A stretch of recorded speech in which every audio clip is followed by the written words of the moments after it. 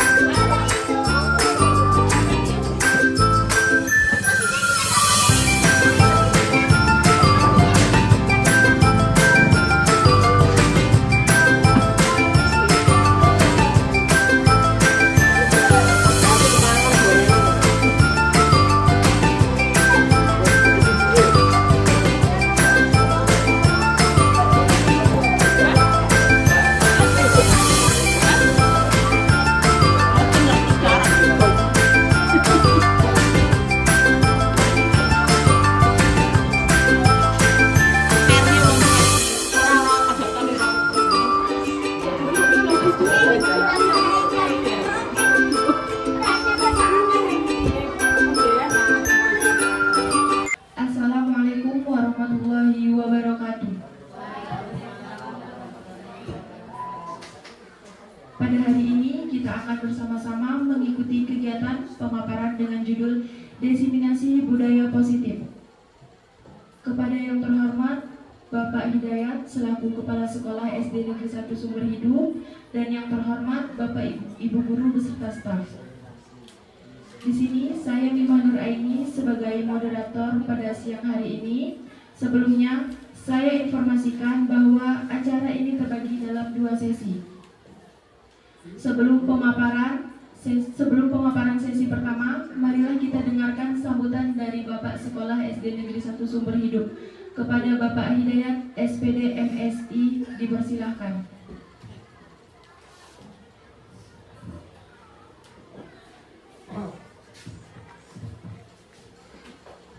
Assalamualaikum warahmatullahi wabarakatuh.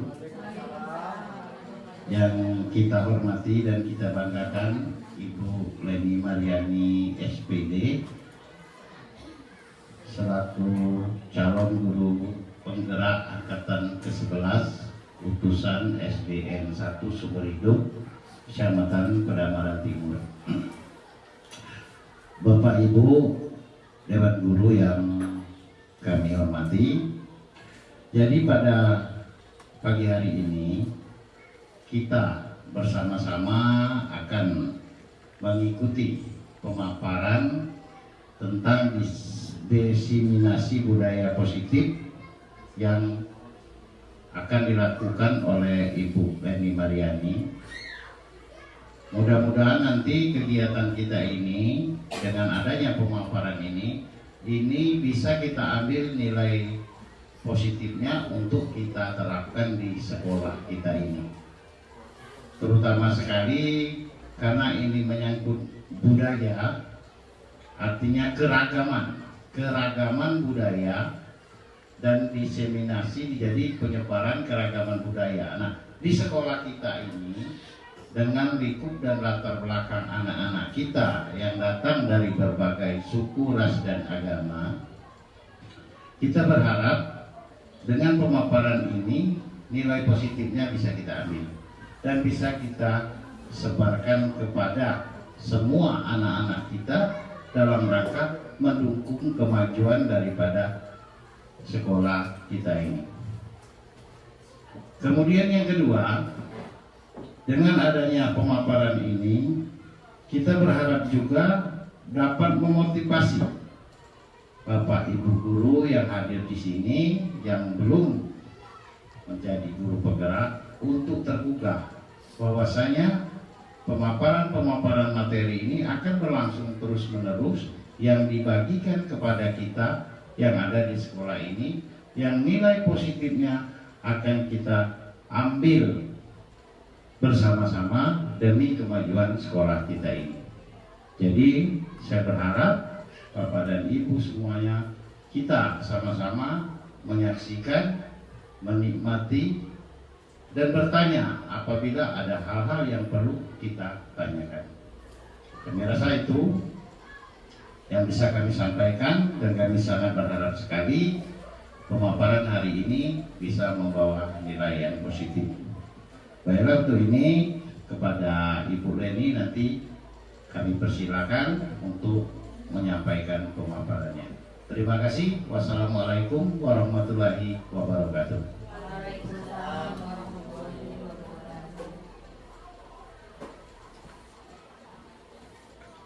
Kepada beliau diucapkan terima kasih. Assalamualaikum warahmatullahi wabarakatuh.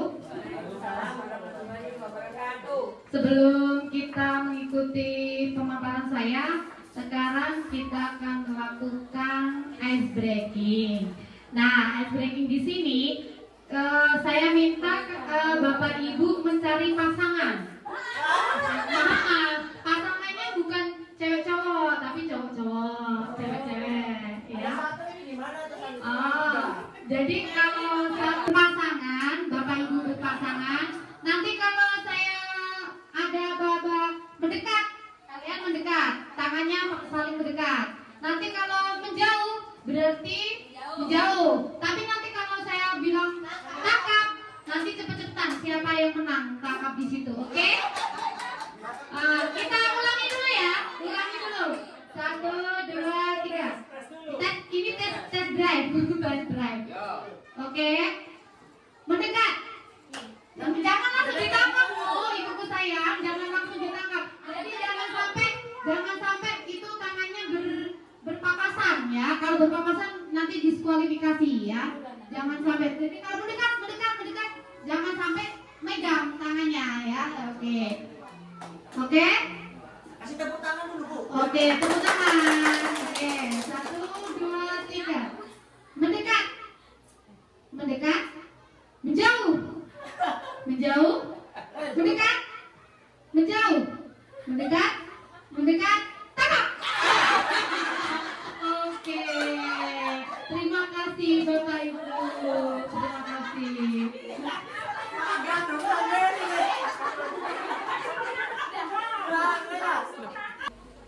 Selanjutnya sesi yang pertama yaitu pemaparan materi oleh narasumber, dan yang kedua yaitu sesi tanya jawab. Selanjutnya marilah kita simak bersama pemaparan dari narasumber kita yaitu Ibu Leni kepada Ibu Leni Mariani selaku calon guru penggerak angkatan 11 dipersilahkan.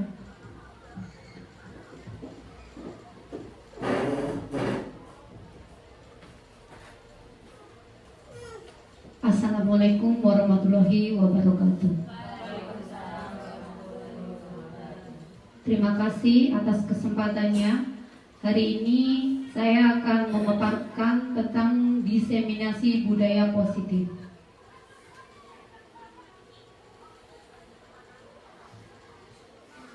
Dalam diseminasi pembelajaran positif kali ini, pembelajaran dengan paradigma baru di sini yaitu pembelajaran dengan paradigma baru merupakan pembelajaran yang dirancang berdasarkan prinsip pembelajaran berdiferensiasi sehingga peserta didik belajar sesuai kebutuhannya berdasarkan tahap perkembangan sesuai teori psikologi modern untuk mewujudkan profil belajar Pancasila.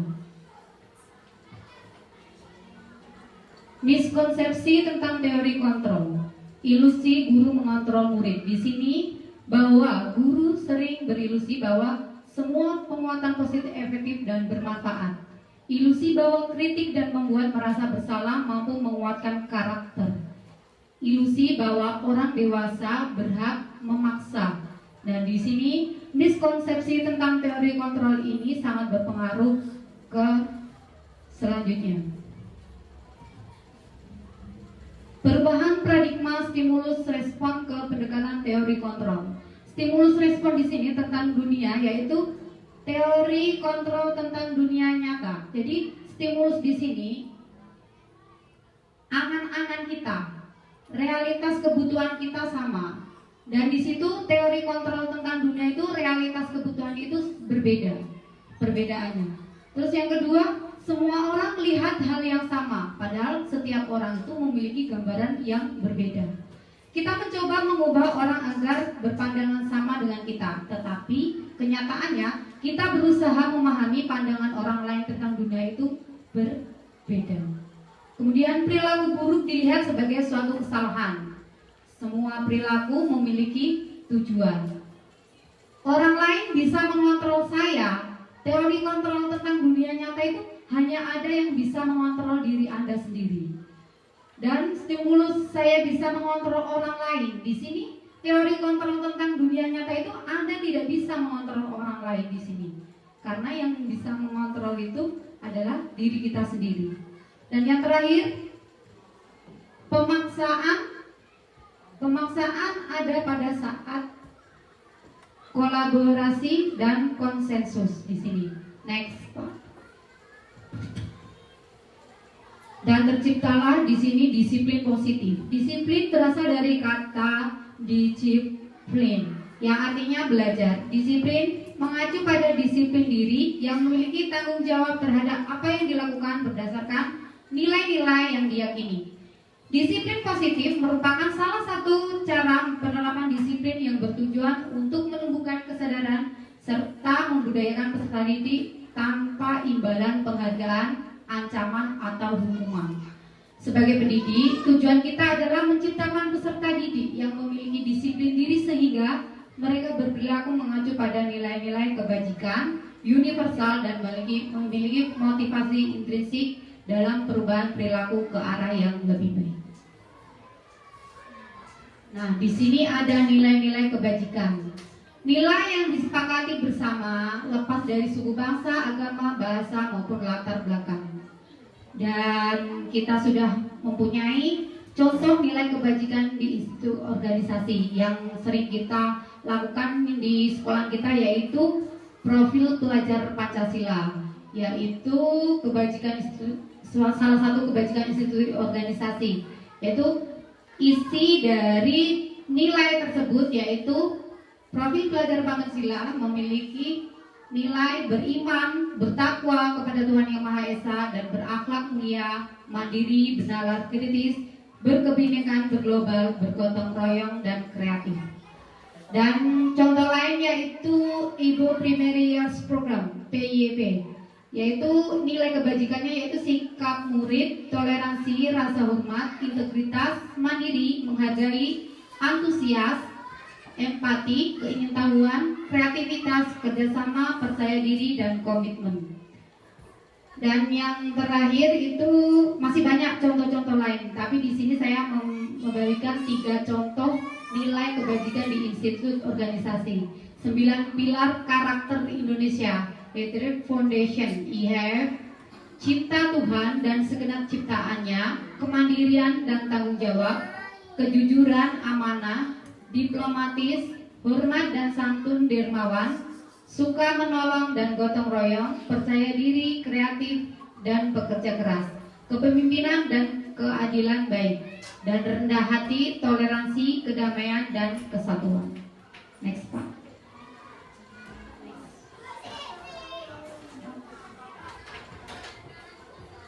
Nah, di sini ada kebutuhan dasar manusia, terdiri dari 5 kebutuhan dasar manusia. Apa sih di sini kebutuhan dasar manusia itu? Kebutuhan dasar manusia adalah segala sesuatu yang kita lakukan untuk mendapatkan apa yang kita inginkan. Seluruh tindakan yang kita lakukan memiliki tujuan tertentu dan usaha terbaik bagi kita agar kebutuhan kita itu terpenuhi. 5 kebutuhan dasar manusia. Yang pertama yaitu bertahan hidup. Yang kedua, kasih sayang. Yang ketiga, kebebasan. Yang keempat, kesenangan. Dan yang kelima, penguasaan. Next, Pak. Motivasi perilaku manusia. Nah, di sini dari kebutuhan dasar 5 tadi, terjadinya motivasi perilaku manusia. Motivasi perilaku manusia itu untuk menghindari ketidaknyamanan atau hukuman, untuk mendapatkan imbalan atau penghargaan, untuk menghargai diri sendiri. Motivasi internal itu merupakan motivasi internal. Dan yang kedua ini motivasi eksternal. Jadi ada 2 motivasi, motivasi eksternal dan motivasi internal. Next. Nah, di sini tadi saya sudah menerangkan perbedaan hukuman, konsekuensi, restitusi. Dan di sini ada 3. Di sekolah kita itu sering anak-anak itu kita penerapannya itu hukuman untuk mendisiplinkan siswa. Padahal di sini itu kita tidak boleh menghukum siswa. Jadi di sini ada 3 perbedaan antara hukuman, terus konsekuensi dan restitusi. Hukuman di sini negatifnya yaitu mencoba mengontrol dengan penguatan negatif, membayar imbas atau kesalahan. Terus dampak pada murid yaitu marah, merasa bersalah, rendah diri, mengasingkan diri setelah dihukum itu biasanya ya. Tiba-tiba tidak diharapkan atau sangat melukai. Dibuat guru, hukuman itu biasanya dibuat guru ya. Terus menyakitkan. Guru menjalani konsekuensi dengan menyalahkan atau mengkritik, menyindir atau merendahkan. Nah, ini sering kita lakukan karena kita belum tahu bagaimana cara mengatasi permasalahan-permasalahan itu tidak hanya dengan hukuman. Kadang ini anak ini kita kasih hukuman tetapi mereka selalu mengulanginya. Karena apa? Karena dia merasa ini tadi. Merasa dia itu tidak dihargai. Nah, seperti itu. Kurangnya 5 kebutuhan dasar tadi. Jadi di sini konsekuensinya mencoba mengontrol anak dengan penguatan positif. Jadi untuk mencoba mengontrol anak dengan penguatan negatif, kita netralkan. Jadi mencoba mengontrol anak dengan penguatan positif. Kemudian restitusinya, positifnya anak paham bahwa dirinya sendiri yang pegang kendali kontrol kalau menggunakan restitusi, bukan hukuman. Dampak pada murid marah, merasa bersalah, rendah diri, mengasingkan diri. Di sini sanksinya, konsekuensinya kehilangan hak, waktu, jeda seorang diri, time out, penahanan, detention. Kemudian restitusinya, murid atau anak tidak kehilangan waktu, namun bersemangat untuk memperbaiki diri jika nanti kita sudah menggunakan restitusi. Jadi langkah-langkahnya nanti ada di situ ya. Next, Pak. Di sini 5 posisi kontrol guru. Seorang guru itu mempunyai 5 posisi kontrol, yaitu 1 sebagai penghukum. Seorang penghukum bisa menggunakan hukuman fisik maupun verbal, dan ini tidak diperbolehkan di lingkungan sekolah kita, ya Bapak Ibu ya. Yang kedua, pembuat orang merasa bersalah. Biasanya guru akan bersuara lebih lembut. Dia bagaimana siswa itu supaya dia itu merasa, oh saya salah. Biasanya kita menegurnya, ya Bapak Ibu ya. Dan yang ketiga, posisi kontrol sebagai teman. Guru pada posisi ini tidak akan menyakiti murid, namun akan tetap berupaya mengontrol murid melalui persuasi. Jadi ajakan supaya kita itu friendly kepada teman kita, kepada murid kita. Terus yang keempat, monitor, pemantau. Monitor berarti mengawasi. Jadi kita itu mengawasi bagaimana permasalahan yang ada pada anak tersebut. Yang kelima, manajer. Respon yang menunjukkan tanggung jawab guru dalam posisi terakhir. Manager adalah posisi mentor di mana guru berbuat sesuatu bersama dengan murid, mempersilahkan murid mempertanggungjawabkan perilakunya, mendukung murid agar dapat menemukan solusi atas permasalahannya sendiri. Dan di sini posisi kontrol itu yang kita gunakan harusnya dari 5 posisi kontrol ini Bapak Ibu, kita itu harus menerapkan yang posisi sebagai manajer di sini. Next Pak. Pemaparan keyakinan kelas yang saya buat di kelas 5A. Untuk itu marilah kita sama-sama menyaksikan keyakinan kelas dari saya.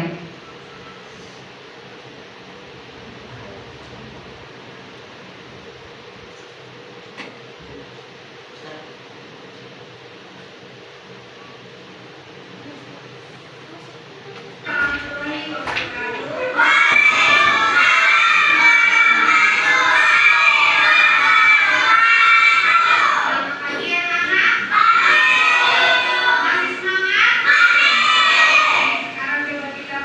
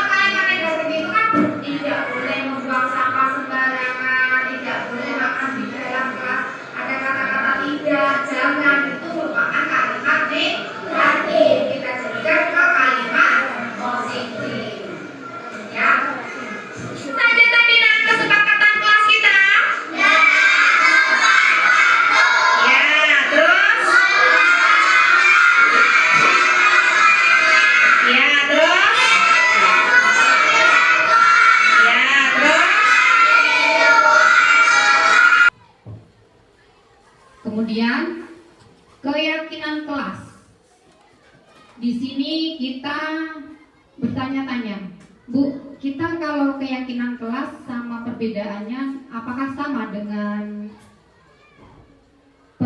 kalau kita buat di sekolah kita apa? Peraturan kelas.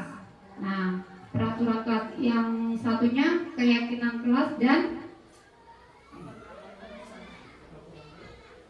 yang kita buat yang ditempel kesepakatan. Nah, keyakinan dan kesepakatan itu sama, tapi kalau peraturan itu beda. Perbedaannya yaitu keyakinan kelas bersifat lebih konkret daripada peraturan kelas yang abstrak. Pernyataan dan keyakinan kelas dibuat senantiasa dalam bentuk kalimat positif dan mudah dipahami. Dan yang ketiga, keyakinan kelas digali dari pernyataan kesepakatan kelas. Sedangkan peraturan kelas biasanya sudah tersedia di dinding kelas dan siswanya hanya disuruh menaati. Kemudian keyakinan kelas berupa pernyataan-pernyataan universal yang disepakati oleh siswa. Dan yang kelima, keyakinan kelas minim akan pelanggaran karena dibuat berdasarkan keinginan siswa yang disepakati bersama. Next, Pak.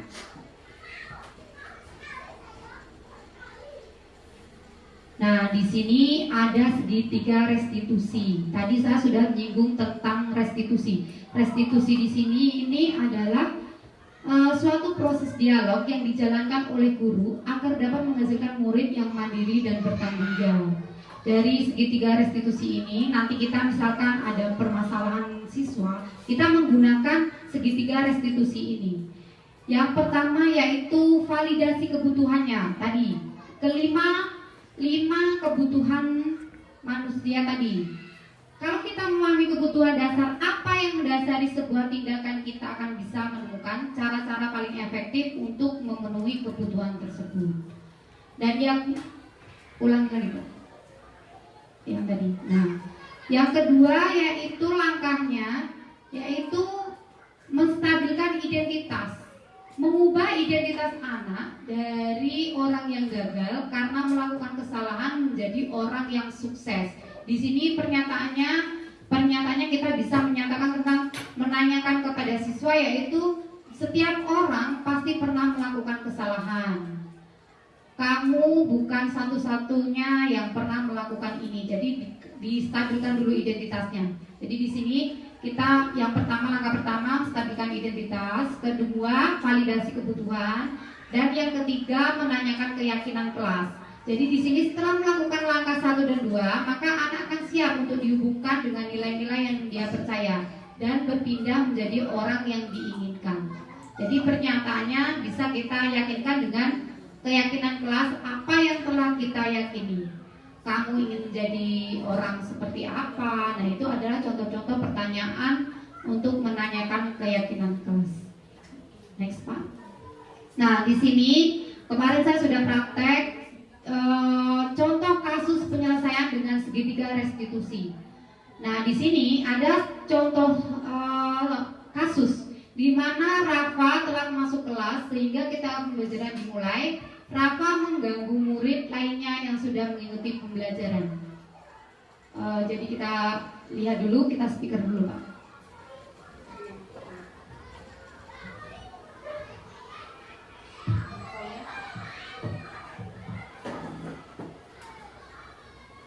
Kita simak dulu.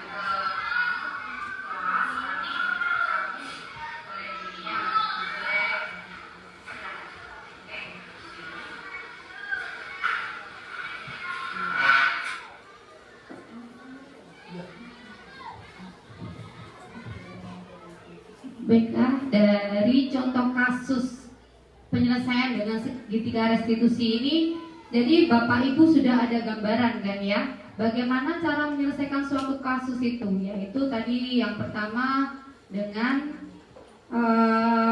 langkah pertama yang dilakukan pada segitiga restitusi, yakni pada bagian dasar segitiga adalah menstabilkan identitas. Jika anak berbuat salah, maka ada kebutuhan dasar mereka yang tidak terpenuhi.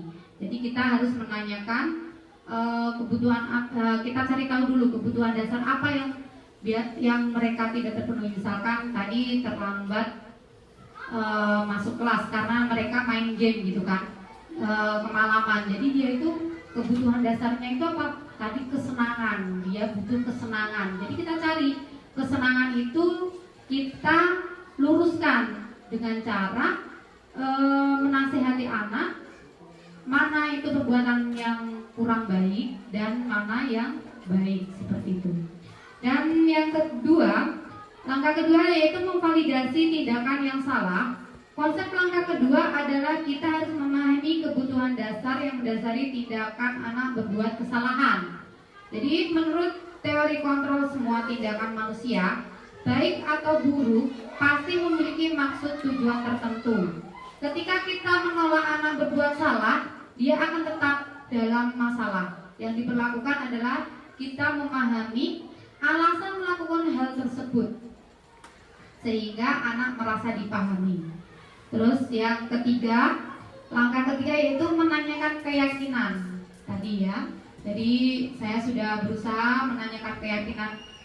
Kita munculkan keyakinan kelas yang kita buat, yang kita sepakati bersama itu apa. Jadi nanti murid atau peserta didik itu bisa menggali keyakinan kelas yang mereka buat. Jadi tahu, oh kesalahan saya itu tadi di poin ini. Jadi dia itu merasa bersalah dan tidak merasa di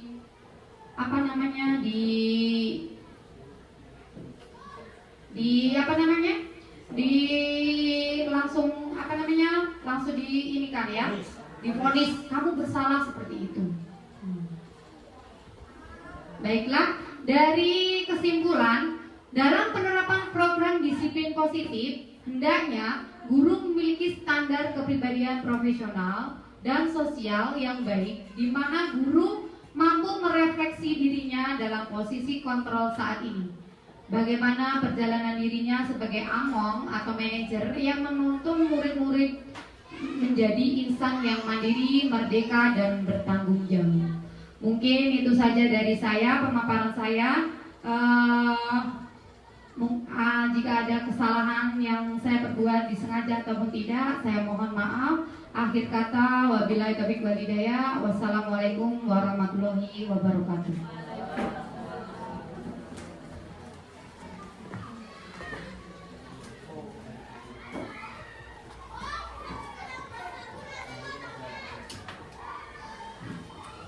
Kepada Ibu Leni saya ucapkan terima kasih atas pemaparannya.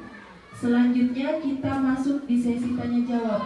Untuk sesi tanya jawab di sini saya akan memberikan kesempatan untuk 3 orang penanya terlebih dahulu.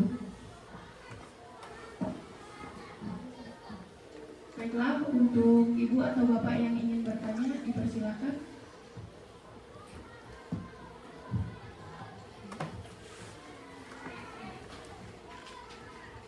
Assalamualaikum warahmatullahi wabarakatuh.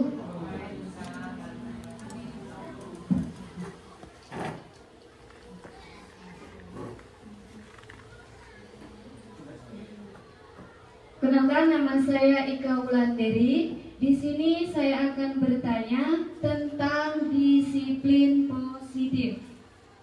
Kepada Bu Leni, sebagai guru pendidik, bagaimana cara membuat kondisi disiplin positif dalam berperilaku saat belajar yang sesuai untuk mendukung terciptanya lingkungan belajar yang baik?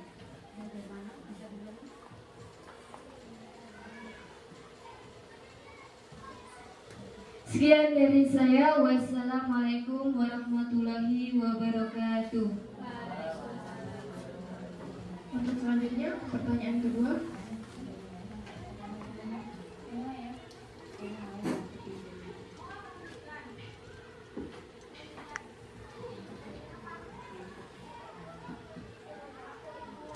Assalamualaikum warahmatullahi wabarakatuh.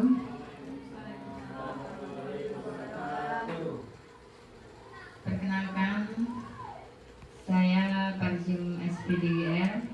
Di sini saya akan bertanya kepada Bu Leni, calon CGP. Apa yang membedakan peraturan dan keyakinan kelas? Peraturan kelas itu apa dan keyakinan kelas itu apa perbedaannya? Sekian, terima kasih. Assalamualaikum warahmatullahi wabarakatuh. Pertanyaan selanjutnya. Assalamualaikum warahmatullahi wabarakatuh. Perkenalkan, nama saya Husnul Khatimah SPD. Yang ingin saya tanyakan, apakah segitiga restitusi dapat diterapkan di lingkungan rumah, khususnya untuk wali murid dalam menyelesaikan masalah? Itu saja, terima kasih. Wassalamualaikum warahmatullahi wabarakatuh.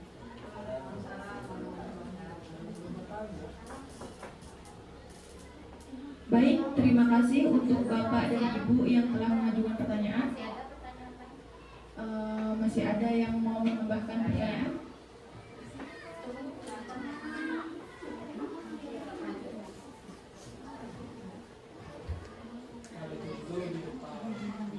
Assalamualaikum warahmatullahi wabarakatuh.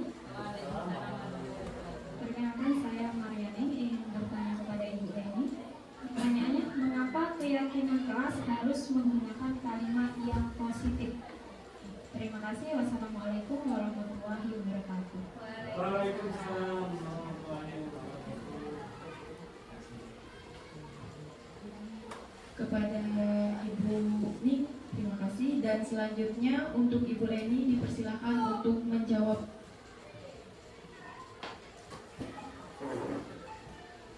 Baiklah, tadi pertanyaan pertama dari Bu Ika.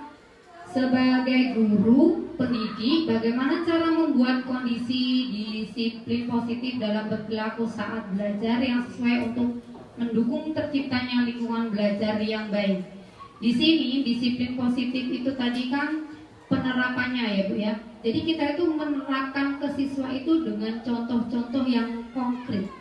Jadi siswa itu akan terbiasa dengan keyakinan mereka. Jadi penyebarannya itu tidak harus kita memaksa. Dan karena apa? Kalau kita memaksa itu biasanya itu masuknya ke peraturan. Jadi untuk guru pendidik, bagaimana cara membuat kondisi disiplin positif dalam berperilaku saat belajar yang sesuai untuk mendukung terciptanya lingkungan belajar yang baik, yaitu dengan cara penerapan budaya positif ke dalam pembelajaran dalam kehidupan sehari-hari, pembelajaran sehari-hari seperti itu. Terus yang kedua, pertanyaan dari Bu Parjem, yaitu pertanyaannya tadi, apa perbedaan keyakinan kelas ya Bu ya?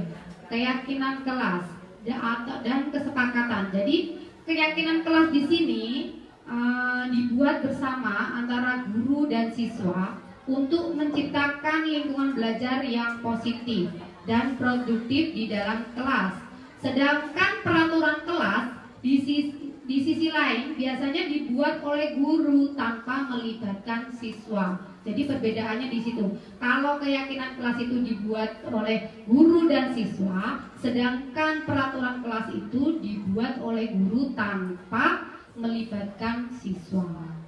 Dan yang ketiga, pertanyaan dari Bu Husnul, apakah segitiga restitusi itu dapat diterapkan di lingkungan rumah atau tidak, seperti itu ya Bu ya. Jadi segitiga restitusi ini dapat diterapkan di lingkungan rumah. Biasanya kita bisa menerapkan itu dengan orang tua wali murid ya. Jadi kita bisa ngobrol atau sharing kepada wali murid cara-cara melakukan segitiga restitusi ini. Jadi supaya apa? Anak di sekolah dan di rumah itu seimbang gitu. Terus saya tambahkan lagi, karena mendidik anak untuk memiliki karakter yang baik adalah tugas penting bagi setiap orang tua. Jadi semuanya itu harus sinkron antara sekolah dan di rumah. Kalau di sekolah saja sudah menerapkan seperti ini, tapi di rumah orang tuanya tidak bisa melaksanakan seperti itu, masih menuntut, masih menjas, jadi mereka tidak seimbang, maka akan kayak jomplang gitu ya Bu ya. Yang ketiga dari Ibu Mariani. Oh ya, maaf, keempat, kenapa keyakinan kelas itu disusun dengan kalimat positif, tidak kalimat negatif. Jadi kalimat negatif itu di sini tidak boleh membawa HP, tidak boleh membawa sampah pada tempatnya, tidak boleh. Karena apa? Di sini keyakinan harus disusun dengan jelas, mudah. Dalam keyakinan kelas sebaiknya menggunakan kalimat positif seperti tadi kan, tidak boleh membuang sampah sembarangan. Nah, itu bisa diganti dengan buanglah sampah pada tempatnya, seperti itu. Jadi seperti itu ya Bu Ning ya. Jadi kalimat positif lebih mudah dipahami dibandingkan kalimat negatif yang mengandung kata seperti, dilarang, atau tidak. Kesepakatan dapat diperbaiki dan dikembangkan berkala untuk mempermudah kesepakatan ditulis, digambar, atau disusun dengan rapi. Jadi Bapak Ibu mulai sekarang, dan misalkan kita awal pembelajaran itu kita sudah ya, sebagian saya lihat dari kelas 1 sampai kelas 6 kemarin kita sudah diskusi kelas kita mau dirancang apa, keyakinan kelas seperti itu sudah ada ya, kita tempel di kelas kita. Jadi siswa nanti supaya tidak meminimalisir kesalahan mereka, karena keyakinan kelas itu tadi kan sudah saya terangkan, keyakinan kelas itu yang membuat guru dan siswa. Jadi siswa nanti kalau dia sudah membuat keyakinan tersebut, mereka akan sedikit sekali untuk kesalahan tersebut, seperti itu. Mungkin itu saja dari saya. Saya kembalikan kepada moderator.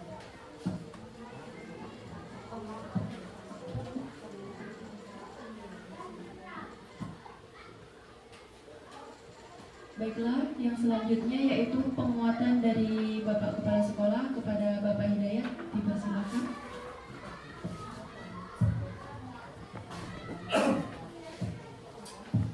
Ya, terima kasih atas waktu yang diberikan kepada kami.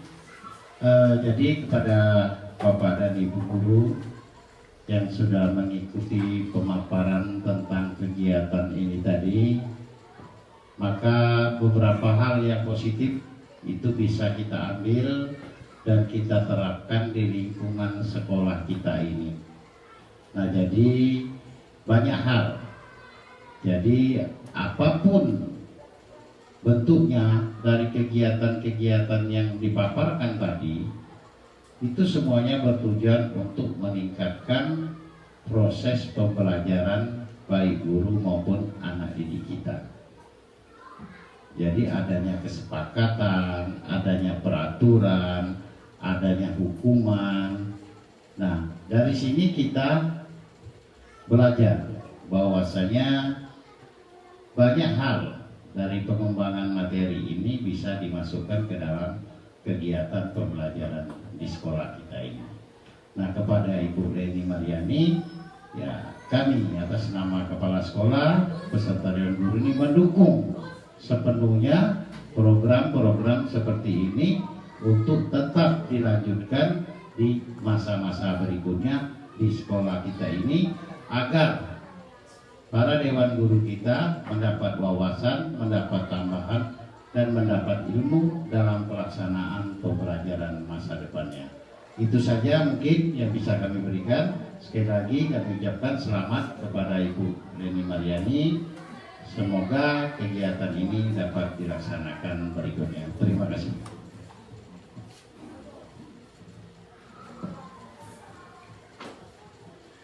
Baiklah, yang selanjutnya yaitu penguatan dari guru kepada Bapak Angga Permana SPD, dipersilakan. Assalamualaikum warahmatullahi wabarakatuh.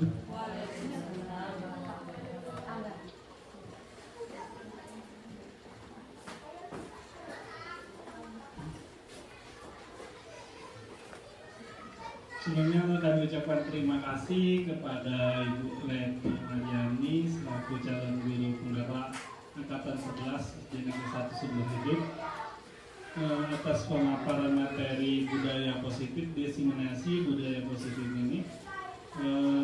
Untuk kami secara pribadi dan mungkin rekan-rekan guru, ini adalah sesuatu hal yang mungkin tidak baru tapi perlu diperbarui. Karena pada dasarnya beberapa kegiatan yang sebelumnya sudah kita lakuin, tapi mungkin dengan kata-kata yang mungkin masih masih bahasa lama ya, kayak jangan membuang sampah sembarangan, itu biasanya sering kita ucapkan. Sedangkan yang lebih baiknya adalah buanglah sampah pada tempatnya, karena itu lebih mengandung kata-kata positif dan ajakan, bukan disuruh. Jadi anak-anak itu lebih berpikir positif karena diajak, bukan disuruh. Kan kalau anak-anak jangan membuang sampah, itu kan kesannya agak sedikit mungkin negatif karena bersifat itu anak-anak itu disuruh ya. Disuruh. Nah, sekarang kami sudah mendapatkan hal-hal yang baru, itu seperti diseminasi yang budaya-budaya positif, dengan mungkin akan merubah beberapa kata-kata yang biasa kita ucapkan ya Bapak Ibu. Jadi mungkin kita bisa menggantinya dengan kata-kata yang positif atau berbau ajakan ya. Mungkin itu saja. Terima kasih. Materinya sangat bermanfaat dan sangat bisa membuka wawasan baru bagi saya pribadi dan mungkin juga teman-teman. Terima kasih. Itu saja yang mungkin bisa saya sampaikan. Wassalamualaikum warahmatullahi wabarakatuh.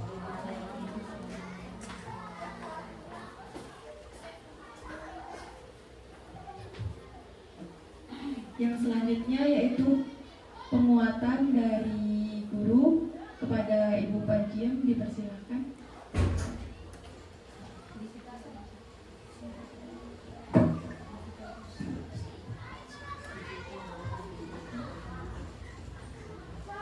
Assalamualaikum warahmatullahi wabarakatuh.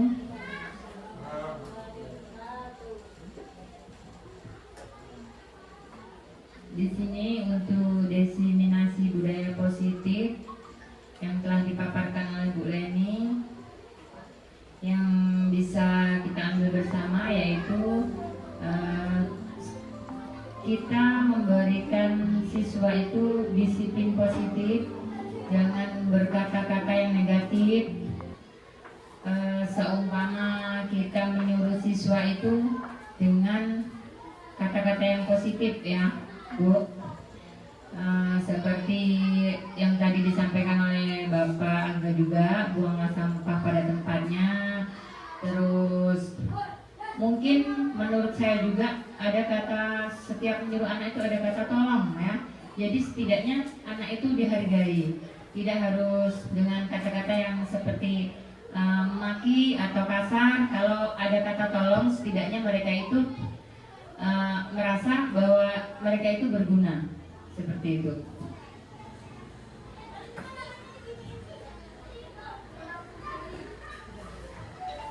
Mungkin itu saja. Assalamualaikum warahmatullahi wabarakatuh.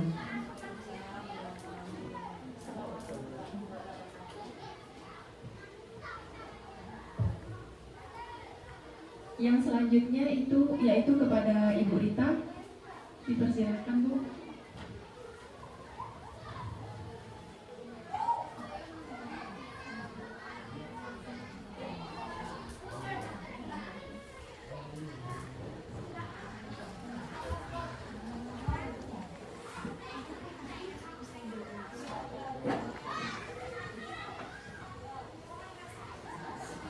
Assalamualaikum warahmatullahi wabarakatuh.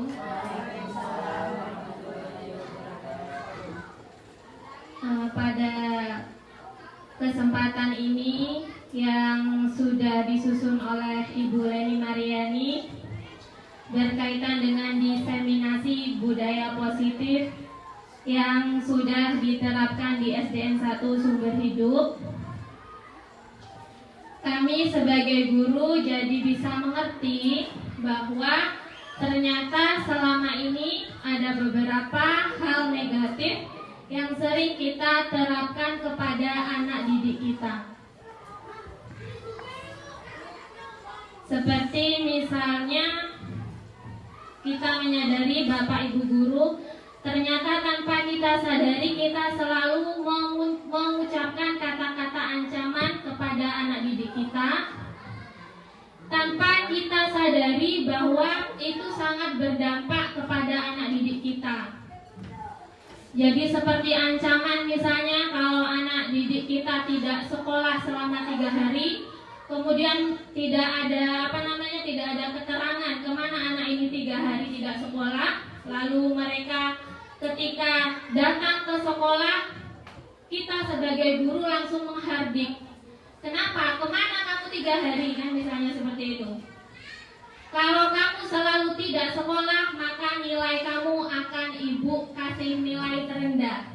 Ibu akan keluarkan kamu dari sekolah jika kamu banyak selalu alfa dalam sekolah. Nah, itu merupakan, menurut kita itu sudah melaksanakan tugas kita, tapi ternyata itu adalah hardikan yang membuat anak didik kita merasa kecewa, merasa dikucilkan, dan itu sangat berdampak untuk mental anak didik kita. Jadi dengan diseminasi budaya positif yang dipaparkan oleh Bu Leni, kita juga bisa mengetahui bagaimana cara terbaik, cara penanganan kita sehingga apa yang kita lakukan terhadap anak didik kita ini tidak berdampak buruk untuk mentalnya dan juga tidak berdampak buruk untuk perilaku kedepannya.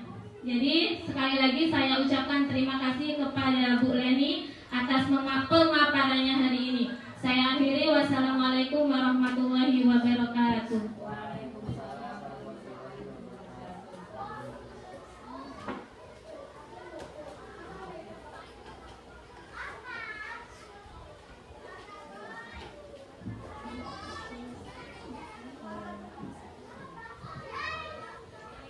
Terima kasih kepada narasumber yang telah memberikan paparan yang sangat berharga bagi kita semua.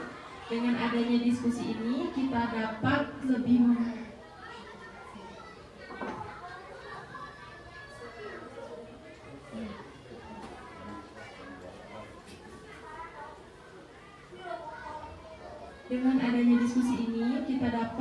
memahami diseminasi dampak positif di lingkungan sekolah. Terima kasih juga kepada para peserta yang telah aktif dalam sesi tanya jawab. Semoga diskusi ini dapat memberikan wawasan yang lebih mendalam dan menginspirasi kita untuk mengambil tindakan yang lebih baik dalam menangani masalah sosial. Selanjutnya yaitu kesimpulan yang akan disampaikan oleh Ibu Leni. Terima kasih. Tadi sudah rangkaian acara sudah kita lakukan, yaitu sesi pemaparan, terus tanya jawab dan penguatan. Terima kasih kepada rekan-rekan semua dan kepada kepala sekolah saya berterima kasih. Di sini saya akan memaparkan kesimpulan. Jadi pemaparan saya di sini yaitu dari kontrol positif, dari langkah-langkah segitiga restitusi dan penyelesaian persoalan-persoalan tadi kita bisa terapkan di SDN 1 Sumber Hidup ini ke dalam budaya positif di sekolah SDN 1 Sumber Hidup ini, supaya SDN 1 Sumber Hidup ini dapat mengaplikasikan budaya positif di lingkungan sekolah. Mungkin itu saja dari saya. Akhir kata, wabillahi taufiq wal hidayah. Wassalamualaikum warahmatullahi wabarakatuh. Ibu Leni diucapkan terima kasih. Dengan demikian, saya mengakhiri sesi presentasi hari ini. Terima kasih atas perhatiannya dan partisipasinya. Wassalamualaikum warahmatullahi wabarakatuh.